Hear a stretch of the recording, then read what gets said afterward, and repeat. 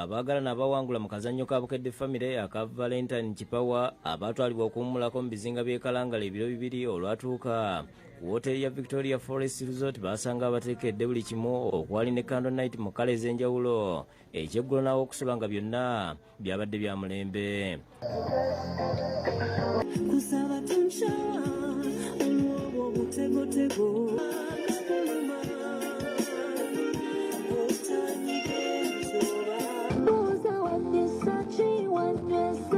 Banenkeera baalamuzi b'abakozi ba wooteeri nga bakulembeddwamu Robert Byamungu ne balambula n'ekibira omwabadde n'ekifo John Speak ne Henry Stanley we basinziira okugenda okuvumbula ensibuko y'omugga Kiyirango ne yabalaze n'ennyumba eyazimbibwa John Speak ne Henry Stanley gye bazimbisa amayinja n'ettaka ng'emaze emyaka egisoba mu 10.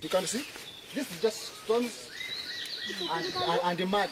Ekifo kino abantu bakittanira nnyo okukirambula nga mwameramu emiti egisoba emyaka 10 kyokka nga Byamungu yennyamidde olwa disitulikiti okulemerera okukulaakulanya ekifo kino ate nga kyandibadde kya bulambuzi mu ggwanga. Kubanga bosi waffe yali asabye n'okutereezaawo ne bo ne bagaana. Kino ekibira kye tulimu NFA, National Forest Authority. Bano oluvannyuma lw'okulambula baatwaliddwa ku kyemisana ate olw'eggulo ne batwalibwa ku mmeeri ya MV Nodule ne beetoolooza ebizinga by'e Kalangala nga bwe banyumirwa n'okukuba omuziki.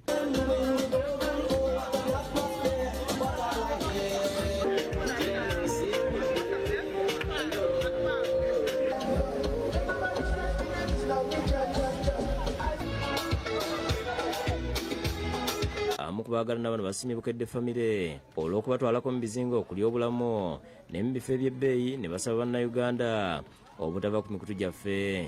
Bizza bulungi omukwano buto ebintu byogenda out era kye mwatukoledde kirungi nnyo. So kiba kirungi nnyo okujjako mu bifo bino abantu batabeera eyo sitaaka nga bali waka mwaka ku mwaka gw'olyawo, so kiba kirungi nnyo especially mu bifo eby'ebbeeyi nga bino bukedde gyatuleese. Emmanuel Mugisha, manager wa Victoria Forest Resort, asimye enkolagana gye balina ne bukedde family kyagambye nti bakuginyweza okulaba nga baddiza ku bakasitoma baabwe abawagidde ebbanga eddene. Oba ozze Kalangala oba ng'opulaninga omukolo end of year parties, retreats and the company retreats, mbeegayiridde mulowooze ku Victoria Forest Resort kubanga tuli ready and we are more than ready to serve you. Dorin Nyangoma kitunzi wa wooteeri ayogedde ku ngeri gye balabiddemu abaagalana bano naye neebaza bukedde famire olw'enkolagana ennungi. Njagala kwebaza bukedde mwebale nnyo